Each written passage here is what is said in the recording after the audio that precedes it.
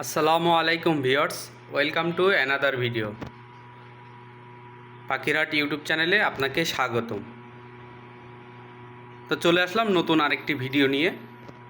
আলহামদুলিল্লাহ, আপনারা কে কোথা থেকে দেখতেছেন দয়া করে চ্যানেলটি সবাই সাবস্ক্রাইব করে দিবেন আর একটু কমেন্ট করে জানাবেন আপনারা কে কোথা থেকে দেখতেছেন এবং কেমন আছেন।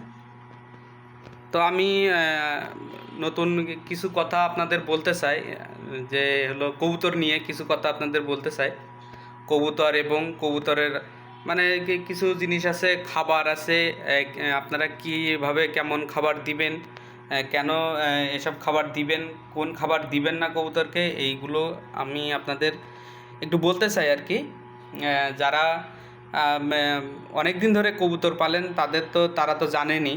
আর যারা আমার ভিডিওগুলো আমি চাই যারা নতুন আসছেন, আবার যারা খামার করতে চান নতুনভাবে, তো আলহামদুলিল্লাহ আমি তাদের এইসব কথাগুলো বলতে চাই। কারণ হলো এই লাইনে আইসে যেন কেউ না ঠকে, আমি সেইটা বলতে চাই অবশ্যই। তো আপনারা শুরু করতে পারেন, যারা এখনও আসেননি, যারা আসতে চান আপনারা শুরু করতে পারেন ইনশাল্লাহ। এমনি খারাপ না, আপনারা যদি দেখে শুনে ভালোভাবে পালতে পারেন তো মাশাল্লাহ খুবই ভালো। আপনারা মানে নিজের কাছে নিজে যেরকম যত্ন করতে পারবেন, যত্ন করতে পারলে ভালো। আবার যত্ন না করতে পারলে তখন কবুতরকে হলো আপনি যে সবসময় আমি একটা কথা বলে থাকি, ওদের ঘর, ওদের যে বাসস্থান আছে, আপনারা যেখানে ওদের লালন পালন করবেন সেসব জায়গা খুব ভালোভাবে পরিষ্কার করে রাখা এবং পরিষ্কার পরিচ্ছন্ন জায়গা, এবং খাবার দিবেন, ভালো খাবার দিবেন। আপনারা ওদের মানে কেয়ার করতে হবে খুব ভালো। আর ভালো জাতের কবুতর আপনারা পুষবেন ইনশাল্লাহ। তো ভালো জাতের কবুতর এখন অ্যাভেলেবেল। আপনারা যারা নতুন আছেন, যারা নতুন কিনতে চান, যারা আসতে চান, তারা অবশ্যই দেখে শুনে কবুতর কিনবেন। কবুতর কখনো অনেক আপনার বাজা হয়, যেগুলো কবুতর বাজা হয় সেগুলো কবুতর আপনারা বুঝবেন কিভাবে। আবার সে এগুলো চিনারও অনেক উপায় আছে।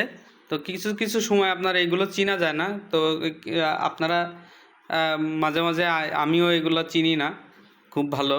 তো আপনারা এই বাজা কবুতর কি মানে এগুলো খুব কম পাওয়া যায় আর কি, আর আপনারা হলো দেখে নেবেন। তো মাশাল্লাহ মাশাল্লাহ তারা কিন্তু আমি বলছিলাম যে 2-1 ভিতরে যে তারা যে ডিম দিছে, ডিম দিল প্রায় 2-3 সপ্তাহের উপরে হয়ে গেছে। তা মাশাল্লাহ এটা খুব খুশির সংবাদ আমার আছে। তো আল্লাহ আল্লাহ আলহামদুলিল্লাহ, এতে আমিও খুশি, আপনারাও খুশি হবেন। তো আমি ওদের এখন ডিস্টার্ব করতে চাচ্ছি না, কারণ কি ওর আরও একটা ডিম আছে। তো আজকে সে বাচ্চা ডিম থেকে একটা বাচ্চা উঠছে, মার্শাল্লাহ খুবই ভালো।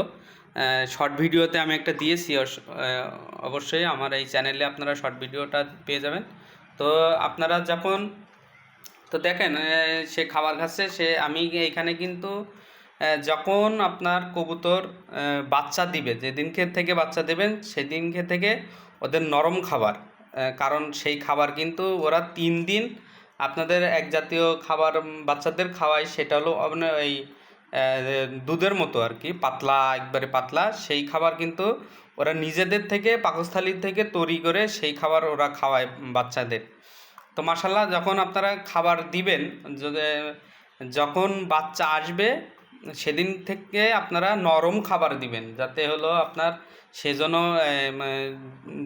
তার বাপ মা জন্য এইগুলো খাওয়ায়। সে কিন্তু বেছে বেছে খাবার খাচ্ছে, আমি কিন্তু এটা পাঁচমিশালি খাবার দিয়েছি। এখন হলো আমার যেটাতে সরষা আবার অনেক আপনার ইয়াগুলো মানে মিশানো ছিল, সেই খাবারটা আমি ওদের দিয়েছি। কারণ আমার এখানে সবচেয়ে আপনারা খাবার দিবেন হলো ধান জাতীয় এসব খাবার দিবেন না, কারণ হলো ওদের যেসব খাবার আপনার মানে হজম করতে দেরি হয় সেসব খাবার আপনারা কম দিবেন, কারণ হলো ওরা বাচ্চাদের খাওয়ায়, সেই কারণে আপনাদের খাবারটা খুব ওইসব খাবার কম দিতে হবে। তো মাশাল্লাহ তার ইয়াটা দেখতেছেন আলহামদুলিল্লাহ খুবই ভালো। সে আমার বাসায় আসার 4 সপ্তাহ ভিতরেই আবার বাচ্চা দিল, আলহামদুলিল্লাহ আলহামদুলিল্লাহ। আপনারা সবাই দোয়া করবেন। তো আমি যে কথা বলতেছি, আপনারা বাসায় খাবার কিনবেন, ভালো খাবার কিনবেন। তা আমি আপনার খাবার কোয়ালিটিও কিছু দেখাইতে চাই। মাশাল্লাহ, দেখুন তার ইয়াটা খুবই সুন্দর। আলহামদুলিল্লাহ, আপনারা দোয়া করবেন।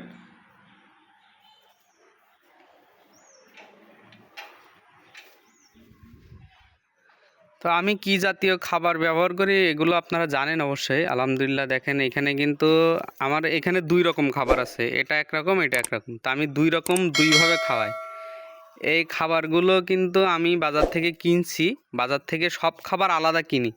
কিন্তু এখন বাজারে কিছু মানে ভদ্র, তাদের কি বলে আমি বলতে পারতেছি না, ভদ্র ব্যবসায়ী আছে। অনেকেই এখন ভদ্র ব্যবসায়ী, বুঝছেন না? এখন এই যে যা দেখতেছেন এখানে সব কাঁচা। আমি এগুলা রোদে দিয়ে শুকাই।